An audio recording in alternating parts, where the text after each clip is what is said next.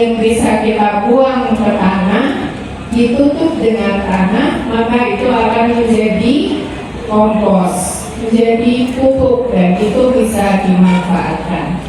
Oke, lanjut Pak. Ya, nah ini pidatonya dari Bloom ya. Jadi tadi sudah disampaikan bahwa sanitasi hubungan dengan 1000 hari pertama ini akan memberikan atau menjadi solusi, salah satu solusi untuk berkurangnya stunting di Sleman. Gitu ya. Jadi kita harus peduli terhadap anak-anak dalam usia 1000 hari. 1000 hari pertama kita harus memperhatikan apa yang layak untuk kita lakukan, yaitu perhatian terhadap anak-anak dan ibu hamil terutama ya. Ibu hamil harus mendapatkan perlakuan dan mendapatkan air yang bersih dan sehat. Kemudian juga tahun ke-1 kelahiran yang di 365 hari ini itu juga harus diperhatikan. Jangan sampai ada diare pada anak dan ibu hamil. Kemudian sistem pencernaan juga harus diperhatikan. Jadi pada anak-anak untuk 6 bulan pertama harus mendapatkan full ASI. Gitu ya Bapak Ibu.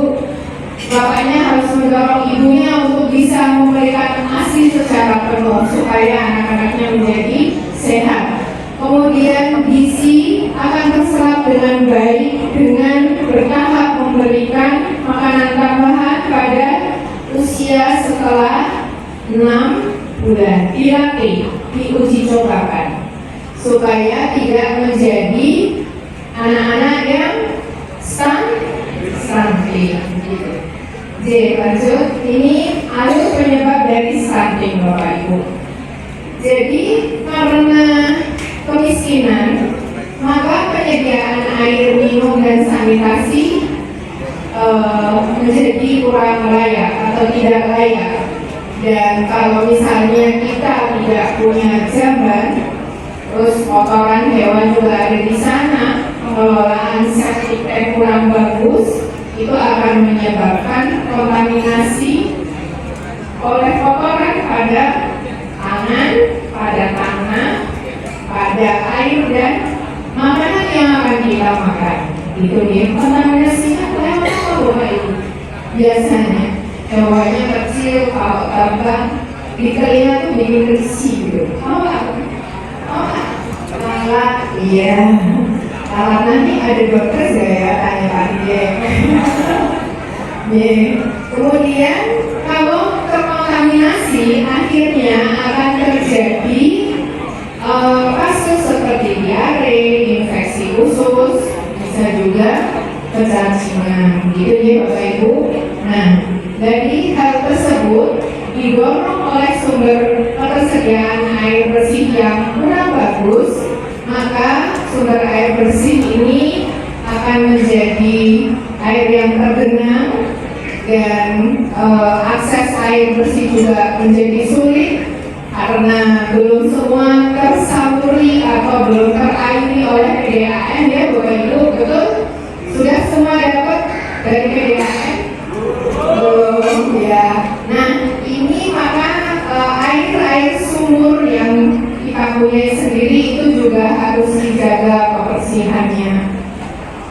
Kemudian jika semua ini tidak terpenuhi dengan baik, maka pola asupan makanan pada anak-anak kita karena tangan dan tanah kita terkontaminasi, maka akan air yang tergenang tadi, misalnya airnya kotor, itu juga akan menjadi sarang nyamuk. Air bersih pun bisa menjadi sarang nyamuk. Yang bersih sarang nyamuk apa? Aedes aegypti, penyebab dari DBD. Kalau airnya kotor, biasanya nyamuknya itu nyamuk Anopheles, nyamuk kules ya Bapak Ibu, yang sekarang kalau nyamuk Anopheles mungkin bisa sebagai penyebab dari malaria ya. Terus kemudian kalau nyamuk kules itu sekarang ibu-ibu ini putranya yang usianya 0 sampai 9 bulan sampai 15 tahun sedang divaksin ya Bu. Vaksin apa Bu?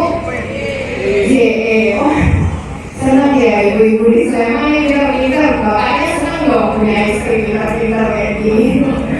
Anaknya pasti sehat-sehat ya Bu. Pintar-pintar ya. Nih, sebagai generasi penerus harus punya generasi yang sehat, pintar dan hebat ya untuk Sleman hebat gitu ya. Nah, kalau misalnya seperti tadi itu akan terjadi anemia kalau ada malaria.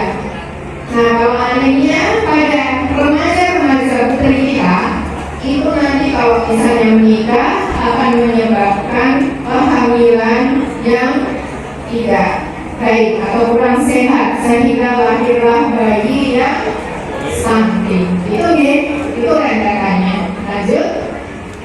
Ini Bapak Ibu, stunting sangat mempengaruhi balita dengan kondisi otak yang kurang cerdas, gitu ya. Jadi pada kehamilan dengan bayi stunting itu akan menyebabkan mempengaruhi fisik, mental, dan intelektual, di mana hambatan perkembangan otak, kecerdasan itu akan menjadi kerusakan yang permanen. Bapak Ibu, kalau sel kulit kita kena luka itu cepat sekali pulih, gitu ya.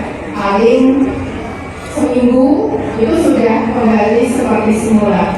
Tapi kalau otak sudah cacat itu bahkan tidak bisa pulih ya, jadi sangat lambat bahkan tidak bisa pulih. Kemudian ini pada gambarnya ini pada gambar anak-anak yang stunting. Nah, kalau stunting bisa diperbaiki, muncul gambar yang di paling kanan itu alhamdulillah. Tetapi kalau yang tidak bisa pulih itu sungguh sangat berat bagi keluarga yang punya anak-anak dengan stunting. Ya, perkembangan otaknya memang menjadi terhambat. Jadi, ini 3 komponen penanggulangan stunting melalui pola asuh, pola makan, air bersih, dan sanitasi. Itu ya Bapak Ibu, mohon diingat-ingat. Jadi peran air bersih sebagai yang bisa kita dapatkan dari lingkungan itu betul-betul harus kita perhatikan, gitu ya. Tidak main-main ternyata perannya untuk ibu-ibu hamil supaya menghasilkan atau melahirkan putra-putri yang cerdas. Misalnya ibu-ibu kader kesehatan, baik balita, apa itu stunting sampai orang tua, ya, itu nanti semua akan kami berikan minimal 1 miliar tiap 1 tahun, itu minimal. Dan otomatis tidak sama seperti NU Muhammadiyah pasti ini.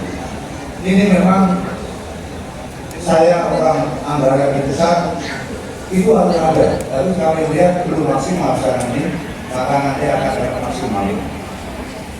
Korban-korban mati dari hulu sampai hilir, yang orang tuanya meninggal, yang rumahnya hancur, terpendam dan sebagainya. Nanti setiap bulan kita akan berikan, saya akan mengambil restitusi dari truk-truk yang ambil material.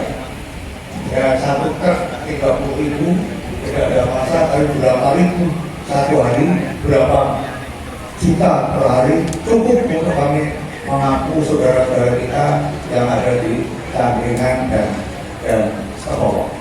Itu harus kita perhatikan. Karena mereka yang ditinggal orang tuanya yang tidak bisa bersekolah, ya akhirnya setelah saya bikin cari pasir pakai tangan, mampunya itu harus saudara.